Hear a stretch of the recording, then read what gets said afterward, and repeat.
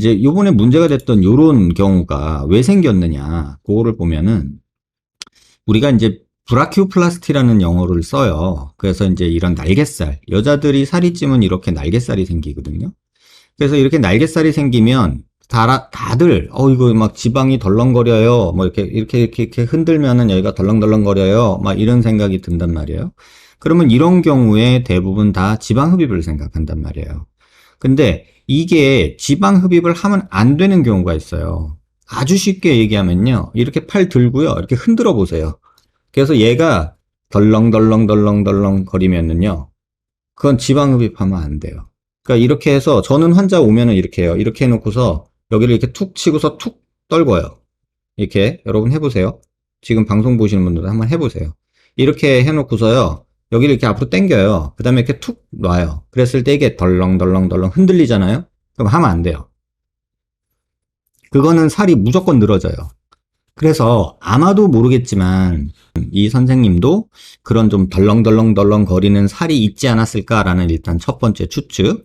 그 다음에 그런 덜렁덜렁 거리는 상태에서 지방 흡입을 그걸 없애겠다고 과하게 한 경험이 조금 부족한 선생님이 만들어낸 결과예요.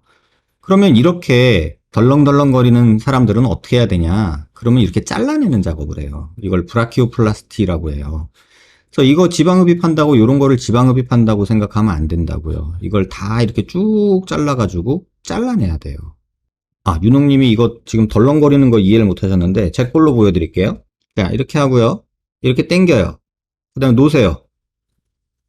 이렇게 당기고 놓으세요. 그러면 덜렁덜렁 이렇게 하잖아요. 저도 지금 살짝 있죠? 근데 이게 덜렁덜렁덜렁 이렇게 흔들려요.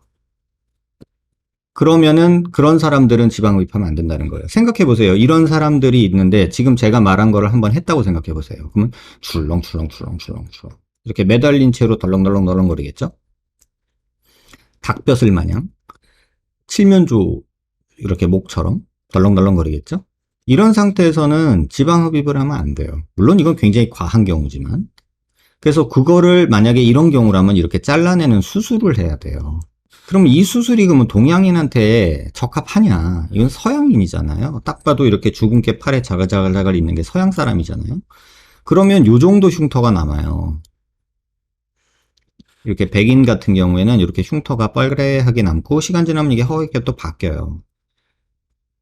근데 괜찮잖아요. 그죠? 그런데 이게 흉터가 다 괜찮냐? 그런 게 아니라 이런 식으로 아주 배기 싫게 남을 수도 있어요. 이런 식으로. 그런데 우리가 왜 수술을 하죠?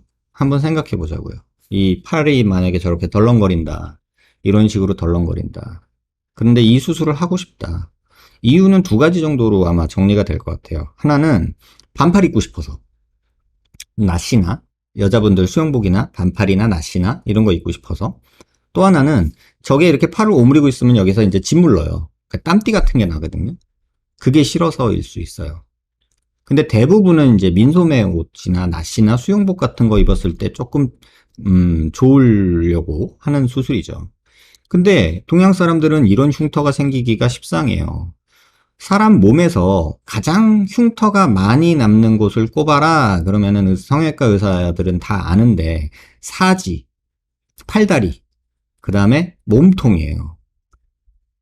그럼 뭐야? 머리밖에 없잖아, 남는 거는. 이런 생각이 들죠. 실제로 그래요. 사지, 팔다리가 흉터가 많이 남고요. 그러니까 정형외과에서 수술하면은 막 흉터 많이 남잖아요. 정형외과 선생님이 뭐 대충 꼬매는 것도 물론 있긴 하지만 성형외과 선생님처럼 좀 꼼꼼하게 안 꼬매긴 하지만 뭐 외과 선생님이 배 가르면은 또 흉터 많이 남잖아요. 그런 것처럼 팔다리, 몸통, 특히나 이 삼각형, 이 쇄골 있는 데랑 이 명치 부분 있는데 이 삼각형은 완전히 그 켈로이드나 이런 하이포트로픽 스카라고 해서 비후성 반응이 생기기 진짜 좋은 동네. 특히나 숄더 이쪽에는 또 이렇게 옷걸이 이렇게 옷이 걸리잖아요. 피부가 텐션을 많이 받는 부위예요. 이 앞쪽이나 이 어깨 쪽은. 그래서 불주사 맞으면 어깨 뿌욱하는 사람들 많잖아요. 그런 식으로 팔다리, 몸통은 흉터가 많이 생기는데 백인들은 그나마 뭐 흉살이 덜 생기니까 이 정도로 낫는 경우가 꽤 많은데 동양인은 제가 볼 때는 거의 8, 90%가 이 정도로 남는다고 봐요. 8, 90% 조금 과할 수도 있는데 이렇게 남는다고 봐요. 그러니까 이런 생각을 하고 만약에 접근한다면 수술하기가 좀 두렵죠. 환자한테 이렇게 흉터 남을 수 있어요 라고 말해도 그래도 하겠다는 분들이면 하겠지만 그렇지 않은 경우가 많으니까. 그러면 실제로 저도 지방흡입을 옛날에 많이 했었거든요. 근데 그때 사진들을 오늘 쭉 좀 봤어요. 찾아보면서. 그래서 지금 요런 정도 선에서는 지방흡입을 해도 괜찮은 거예요. 이 정도는 지방흡입하기에 괜찮은 팔이에요. 그래서 실제로 요런 환자분 같은 경우 이렇게 늘어진 요거를 지방흡입을 살짝 해주면 되게 좋아요. 환자분도 옷 입기도 편하고 되게 만족감도 높은 그런 수술이 돼요. 그러니까 이런 정도, 요런 정도는 절개술 안 하고 해볼만 해도 돼, 해볼만 해요. 근데 이게 이제 팔을 들고 있으니까 여러분들이 좀 덜 보일 텐데 이게 팔을 딱 내리면은요 뒤에서 보면은 볼록해요. 그래서 이제 그게 싫으신 거라 지금 요 정도는 지방흡입해서 굉장히 효과적인 그런 경우예요. 그래서 실제로 보면 이제 수술한 경우를 제가 보여드릴 텐데 자세히 보면은 뭐 좀 차이 나는데 뭐 아이 저 정도로 하나 이런 생각 하실 수 있어요. 이게 제가 한 경우인데 이게 수술하 전이고요. 이게 수술하고 2달째예요. 여기 보면 아직 밴드 같은 거, 압착 밴드 같은 거 하고 있는 거 보이시죠? 차이 나나요? 여러분 보시기에? 이 압박복을 거의 한 6개월 해야 되거든요.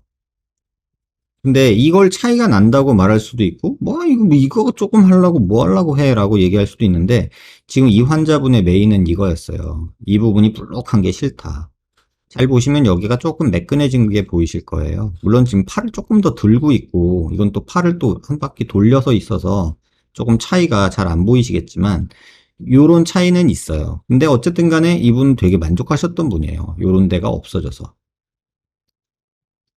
그런데 이분은 어때요? 차이가 느껴지시나요? 이게 5개월 된 차이거든요. 그러니까 요 정도 하면은 그렇게 티 안 나요. 요렇게 있던 것들 요 정도 만들어주면은 나시 같은 거 입거나 드레스 같은 거 입을 때 굉장히 편해지거든요. 그러니까 요 정도가 우리가 지방흡입으로 얻을 수 있는 거예요. 그런데 이 정도 되면은 살짝 망설여져요. 이 배 보세요. 지방흡입도 한두 번 하셨어요. 근데 이 정도 되면은 되게 망설여져요. 왜냐면 함은 효과는 있어요, 분명히.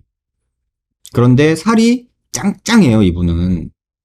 살이 짱짱하니까 이렇게 울퉁불퉁해지진 않아요. 제가 너무 욕심만 안 부린다면. 그래서 요 정도 되면 해볼 만은 해요. 하지만 이 정도 팔을 가진 분이 뭐 이렇게 만들어 달라 그러면은 그건 거짓말이고 사기예요. 이건 아니에요. 이분은 어느 정도 얄쌍해져서 요 정도는 만들어 드릴 수는 있지만 이렇게 되는 거는 힘들어요. 이분은 배도 이래요. 젊은 여자분이시거든요. 이게 무슨 복근이 아니고요. 이게 다 지방이에요. 그래서 이분은 지방흡입을 했는데 이거 보시면은 대략 한 3000cc 뽑았거든요. 이게 다 지방이거든요. 이게 이게 다 지방이에요. 그럼 이게 한 3000cc 정도 뽑은 거거든요. 이렇게 다 뽑아내도 압박복을 뭐 한 3, 4개월 입고 버텨야 돼요. 그 다음에 이런 경우는 어떡하냐, 그러면. 이런 경우 지방흡입을 한다는 생각을 하시면 정말 큰일 나요. 이런 경우 지방흡입을 한다 생각하시면 큰일 나요. 왜? 벌써 살이 이렇게 늘어져 있잖아요. 이런데 보세요, 이런데. 이분 같은 경우는 벨트라이펙톰이라고 그래가지고 허리 뒤까지 해가지고 다 잘라내는 거예요. 그래서 실제로 수술 중에 잘라낸 뱃살이에요. 이렇게 잘라내야 돼요. 그 다음에 아주 젊은 친구인데 이 친구는 되게 좀 아쉬운 친구예요. 되게 예뻐요. 그런데 갑자기 살이 쪘어요. 우울증이 많아서 심해서. 그런데 이제 정신 차리고 많이 회복해서 이제 결혼하려고 하는데 도대체 이 배를 가지고 남자를 못 만나겠다라고 했던 친구예요.